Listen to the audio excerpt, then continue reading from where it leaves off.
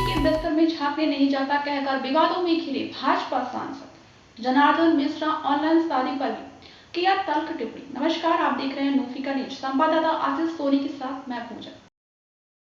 रीवा से बीजेपी सांसद जनार्दन मिश्रा अक्सर अपने बयानों को लेकर सुर्खियों में रहते हैं और एक बार फिर वो अपने बयान को लेकर चर्चा में है।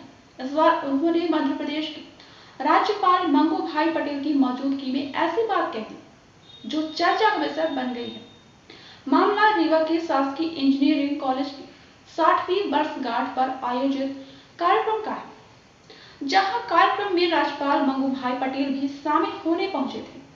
कार्यक्रम को संबोधित करते हुए रीवा सांसद जनार्दन मिश्रा ने कहा कि मैंने कभी किसी पति पत्नी के बिस्तर में झांकने का काम नहीं किया, लेकिन लोग कहते हैं कि जब पति और पत्नी बिस्तर पर लेटते हैं तो एक का मुंह दक्षिण की तरफ तो दूसरे का मुंह उत्तर दिशा की तरफ होता है और मोबाइल से मोहब्बत करके उसी में आहें भरते हैं। यह आपका ही बनाया हुआ यंत्र है, जिसके कारण पति और पत्नी एक दूसरे के सामने मुंह करके लेटने के बजाय विपरीत दिशा पर मुंह करके लेटते हैं। सांसद जनार्दन मिश्रा यही नहीं रुके, उन्होंने आगे कहा कि मैं तो सोच ही रहा था कि अब हम ऑनलाइन शादियां करने लगे।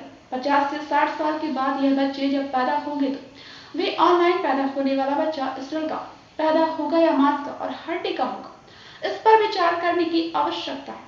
सांसद जनार्दन मिश्रा की बातें सुनकर मंच पर मौजूद राज्यपाल व कार्यक्रम में मौजूद प्रोफेसर स्टूडेंट सभी हैरान रह गए। इसमें देखने वाली बात यह है कि जिस बीजेपी की शीर्ष नेता बहनों के सम्मान और नारी सुरक्षा की बात करते हैं, उनके ही सांसद इस तरह के विवादित बयान देते हैं जो कि नारी सम्मान के बयान पर बट्टा मार रहे हैं। पति और पत्नी एक बिस्तर पर, मैं जानता नहीं, मैंने किसी पति पत्नी के बिस्तर में झांकने का प्रयास नहीं किया, लेकिन लोग कहते हैं कि पति और पत्नी एक बिस्तर में लेटते हैं तो एक का मुंह दक्षिण की ओर होता है, एक का मुंह उत्तर की ओर होता है और मोबाइल से मोहब्बत करके उसी में आहें भरते हैं।